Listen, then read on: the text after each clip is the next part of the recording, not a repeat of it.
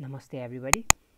आज चाहिँ हामी एउटा बल्क आइपिओ एप्लायर एप्लिकेसन लिएर आएको छौँ र यो एप्लिकेसन तपाईहरुको सिस्टममा चलाउन या इन्टिग्रेट गर्न चाहिँ फर्स्ट अफ अल पाइथन चाहिँ तपाईहरुको सिस्टममा इन्स्टल हुनुपर्छ, जसको लागि तपाईहरु यो लिंकमा गएर which will be in the videos description below तपाईहरुले पाइथन डाउनलोड गर्न सक्नुहुनेछ र after the download you can follow the step 1 that is to clone the repo. त्यसको लागि यो कमान्डलाई कपी गर्नुहोस् र आफ्नो सिस्टममा सिम्पली एउटा नयाँ फोल्डर बनाएर I'll name it try for now।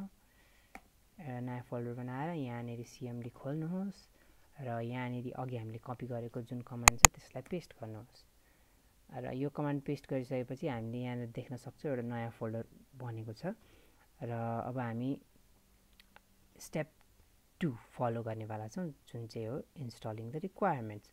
अब रिक्वायरमेन्ट्स इन्स्टल गर्नलाई हामीले यो कमान्डलाई कपी गर्नुपर्ने हुन्छ र कुनै सिस्टममा केही गरी यो कमान्डले काम गरिरहेको छैन भने तपाईहरुले सिम्पली यो कमान्डलाई कपी गरेर यसलाई cmd मा पेस्ट गर्न सक्नुहुन्छ, जसको लागि हामी यो फोल्डर भित्र जाउँ र यहाँनेरि एउटा cmd फाइल खोलौं र अहिलेको कमान्डलाई पेस्ट गरौँ र हामीलाई चाहिने रिक्वायरमेन्ट्सहरु चाहिँ हाम्रो सिस्टममा इन्स्टल भइसकेको छ र त्यसपछि अब हामी स्टेप 3 फलो गर्नुपर्ने हुन्छ, which is modifying the accounts.txt file.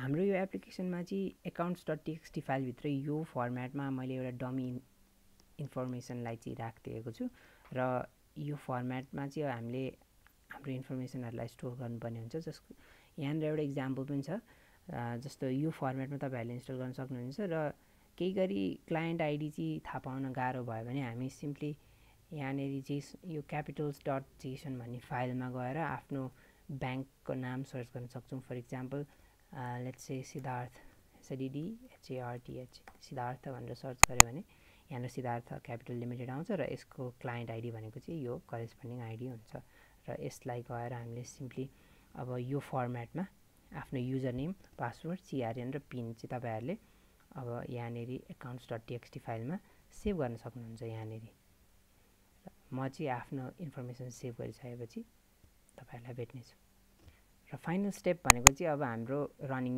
The main file हैन। त्यसको लागि अब हामीले सिम्पली यो कमान्डलाई कपी गर्न सक्छौं यहाँबाट र let's go to the folder cmd and then paste it here, enter। Now you can see the listed IPOs already displayed here।